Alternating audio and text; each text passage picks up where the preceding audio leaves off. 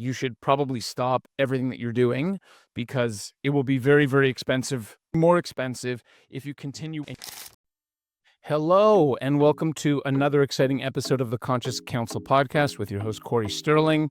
I hope that you're doing fantastic and enjoying a wonderful week.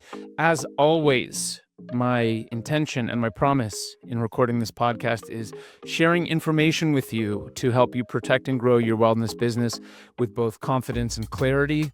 That's all that I want for you. More than ever in the world, we need health and wellness businesses open. We need to support our clients.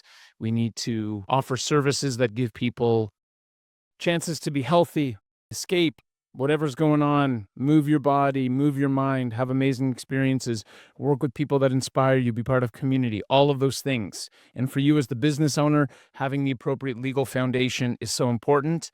And that's why I take time each week to share a little bit of what goes on in my legal practice and try to extract some simple and basic points that can be really helpful for you. So in this week's episode, I'm going to talk about one of the hidden benefits of registering a trademark. And it's hidden in the sense that there are a lot of benefits to having a trademark, but every week I'll go through an issue, whether it's an infringement issue, whether it's someone copying someone, whether it's someone building a brand, whatever it is. And I always think like, wow, this is the most important step really is to register the trademark and make sure that for your business, you have a trademark registered. So what I want to talk about in this week is the cease and desist phase in the trademark life cycle, right? And also the difference really between copyright and trademark and why it's so much more powerful to have a trademark than to just rely on copyright laws or copyright protection. So very, very simply, the difference between copyright and trademarks is as follows. Copyright exists once something is created. So I write a sentence on my computer or in a notebook that's protected by copyright. Perfect.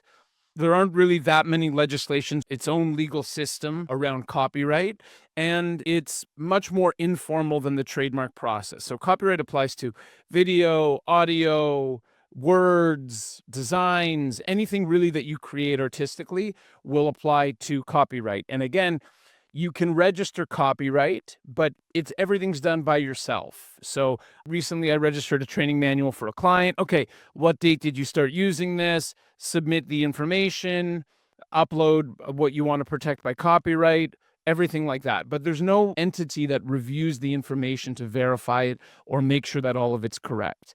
And so copyright is much weaker in this sense because A, it's not verified by any sort of governmental authority or party. And secondly, there's not a legal framework, a fixed legal framework around copyright in the sense that there are rules around it, but it's much weaker. Copyright protection is much, much weaker than a trademark is. And so conversely, in the sense when you have a trademark, firstly, trademarks go through a much different process in the sense of you submit an application, it goes to the USPTO or to the Canadian Intellectual Property Office. Someone is assigned to it, so they have a trademark officer called an examiner. They review the trademark and they're going to be like, okay, actually, we're going to give this to you. We're not going to give it to you. And this is why sometimes they don't accept it immediately and they'll issue something called an office action where they're like, hey, we're not really sure that we can give this to you, but if you answer these questions and you can convince us that you're right, then we'll give you the trademark. The benefits of having the trademark are enormous. So the suite of remedies, which is a legal term, which basically means like what you're entitled to if someone infringes on your trademark is crazy. And crazy in the sense that it's very specific. It heavily, heavily favors whoever has the trademark registered, whoever has been infringed upon. And also included in trademark, if someone's copying your trademark, included in that can be legal fees, can be penalties. All of it's built in, and it's very, very easy to demonstrate who has the better legal position, right? With copyright, it's difficult because it's like, oh, I submitted this piece of work for a copyright certificate. I did it myself. It wasn't verified by anyone. I put in an arbitrary date from when I said I created it. Cool. Great. You have it. You have a certificate. We can prove these things. With a trademark, it's time-stamped. It's been approved by the government. The government has had to review it. And so it's unequivocal. It's unquestionable. There's no back and forth around who owns the trademark, whether or not it's infringing or not. and what remedies are available to you, what you're able to get back in the event that someone copies you. So this week I went through something with a client who is starting a new apparel for their health and wellness business. And they have a logo that they're using. They've spent a lot of money. They've already spent a lot of money putting the logo on everything and building it and sending it to the designer and printing the materials and printing the goods and getting ready to sell. And then they found online that there's a very, very similar logo to the one that they have. And so my client did all of this work, did not have a trademark registered, and sent me an email. They're like, hey, is this copyright infringement? What can we do about it? How can we navigate the situation? And the first thing I said is like, look, we need to do a trademark search to see whether or not this other person has registered that mark. That's the first step, because there's a possibility that they've registered the trademark already, in which case you're the one who's infringing, in which case you should probably stop everything that you're doing, because it will be very, very expensive, more expensive if you continue and you're infringing in someone else's intellectual property or someone's registered trademark. And in this case, actually, the other party had not registered for trademark. So we're in the realm of copyright of a design.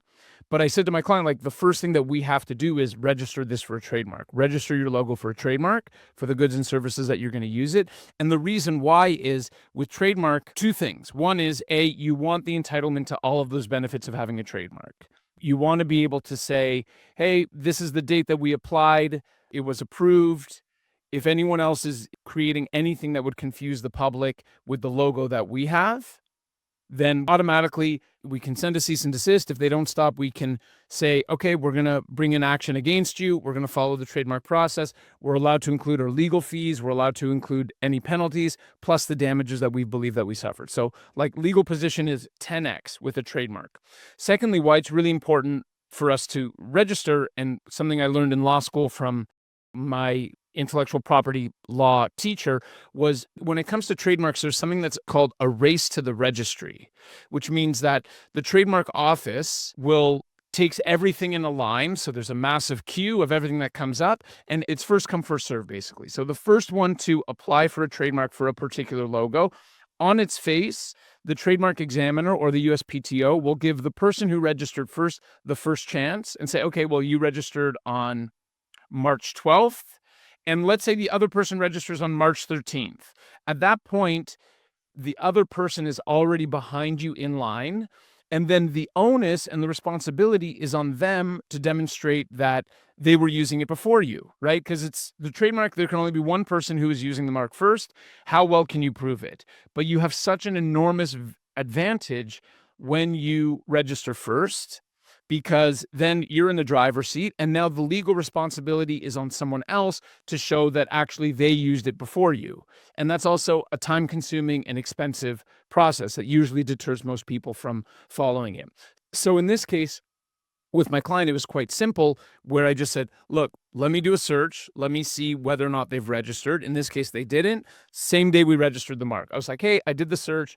They have not registered this logo. It's not in the system. My advice is let's register today. We did. We don't have to send anyone a cease and desist just yet.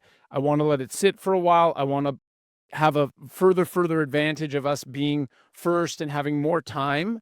And hopefully in 6 to 12 months, once the trademark is approved, then we can do whatever it is that we want with it. In the meantime, continue on as normal. And so the hidden benefit of trademark versus copyright really is just, it's about being in control of the situation and having access to much better remedies at law. You always want to be in control of the situation at law. You always want to have the law on your side.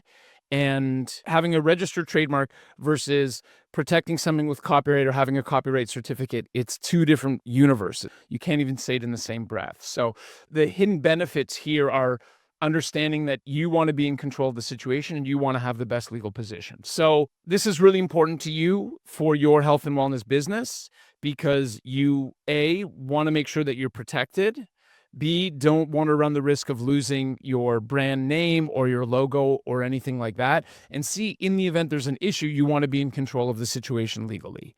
And this situation I went with my client of like the copyright versus trademark question just was so clear to me. Obviously, I've done this for 9 years. I've worked with 1,600 clients. We've got 455 star reviews. So for me, I can do this in my sleep. But I saw from my client, they didn't understand anything about the difference between copyright and trademark. And that's why I decided to share this episode with you today. So I hope that you enjoyed it. If you liked it, feel free to subscribe to the podcast. We love having people who are getting a legal education and enjoying the content that we share. Wishing you a wonderful day. Whatever it is that you do, make sure you work with a lawyer that loves you. Peace on planet Earth.